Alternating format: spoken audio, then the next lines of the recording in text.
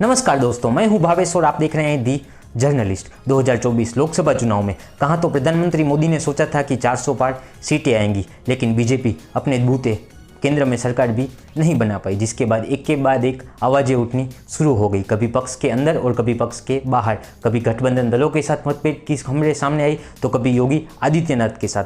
तो क्या प्रधानमंत्री मोदी ने अपना करिश्मा खो दिया है? क्या प्रधानमंत्री मोदी अब अपने पद से इस्तीफा दे देंगे और शिवराज सिंह चौहान को अगला प्रधानमंत्री बना दिया जाएगा? चलिए दोस्तों, जानते हैं क्या है पूरा मामला। नरेंद्र मोदी के लिए चुनौतियां थमने का नाम नहीं ले रही। कहाँ तो प्रधानमंत्री मोदी ने सोचा था कि लोकसभा में 400 पार सीटें आएंगी, लेकिन अपने दम पर बीजेपी सरकार भी नहीं बना पाई। दूसरी ओर अनबन की खबरें, कभी गठबंधन दलों से मनमुटाव तो कभी योगी आदित्यनाथ से, और तो और आरएसएस से भी मनमुटाव की खबरें आती रही है। बीजेपी अध्यक्ष जेपी नड्डा ने तो यहाँ तक कह दिया था कि बीजेपी आरएसएस के बिना जीत सकती है, आरएसएस की मदद लेने की जरूरत नहीं है। आरएसएस समझ गई कि बीजेपी से आरएसएस की पकड़ ढीली हो रही है और आरएसएस अब बीजेपी में पकड़ मजबूत करना चाहती है और शायद सत्ता परिवर्तन भी हो सकता है। कुछ ही समय में बीजेपी अध्यक्ष के चुनाव होने वाले हैं और आरएसएस चाहता है कि उनका कोई चहेता बीजेपी अध्यक्ष बने।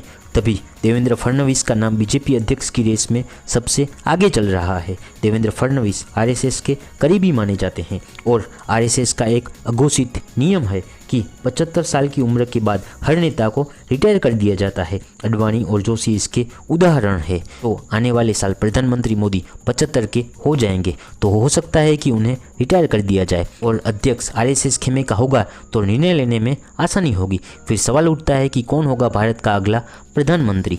तो शिवराज सिंह चौहान सबसे बेहतर विकल्प है, क्योंकि उनके पास शासन का लंबा अनुभव है और वे आरएसएस के करीबी है। 2023 मध्य प्रदेश विधानसभा चुनाव में शिवराज सिंह ने अपनी लोकप्रियता के दम पर बीजेपी को चुनाव जिता दिया था। फिर भी शिवराज सिंह को मुख्यमंत्री के तौर पर रिपीट नहीं किया गया। तब खबरें आ रही थी कि शिवराज सिंह कभी भी बीजेपी छोड़ सकते हैं, पर शिवराज सिंह ने पूरी निष्ठा से बीजेपी में काम करते रहे और लोकसभा चुनाव में जब इंडिया गठबंधन इतना आक्रामक था, उस समय मध्य प्रदेश में लोकसभा की 29 में से 29 सीटें बीजेपी को जिता दी। शिवराज सिंह ने अपनी निष्ठा और काबिलियत दोनों ही साबित कर दी थी। साथ ही शिवराज सिंह आरएसएस के करीबी माने जाते हैं, जिसका फायदा शिवराज सिंह को मिल सकता है और शायद मोदी के बाद अगले प्रधानमंत्री शिवराज सिंह बन सकते हैं।